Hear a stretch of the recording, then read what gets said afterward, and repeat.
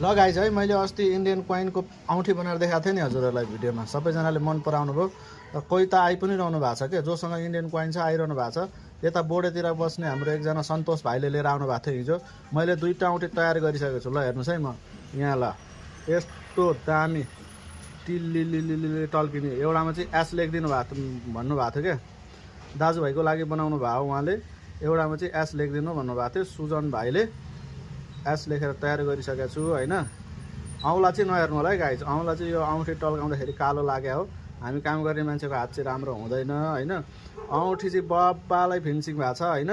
तपाईँहरू पनि बनाउने भए आउनु होला है लिएर फटाफट। यो इन्डियन पैसा हामीलाई के काम होइन, कि त इन्डिया जानु पऱ्यो चलाउनलाई, नेपालमा काम छैन, कि नदीमा बगाइदिनु पऱ्यो कि मन्दिरतिर चढाइदिनु पऱ्यो।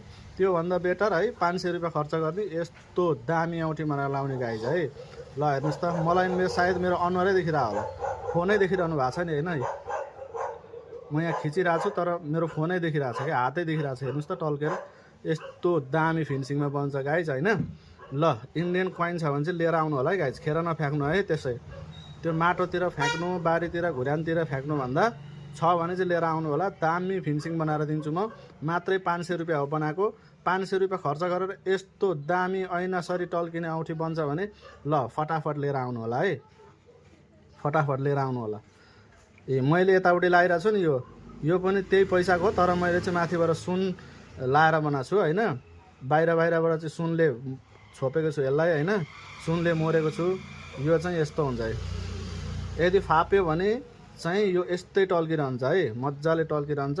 कसैलाई चाहिँ फाप्दैन, 100 जना 2-4 जनालाई नफाप्नु अलगै कुरा हो, तर सबैजनालाई फाप्छ होइन। फाप्यो भने चाहिँ मजाले टल्किन्छ, फापेन भने चाहिँ हल्का यसमा हरियो हरियो दाग आउँछ है साथीहरू। ल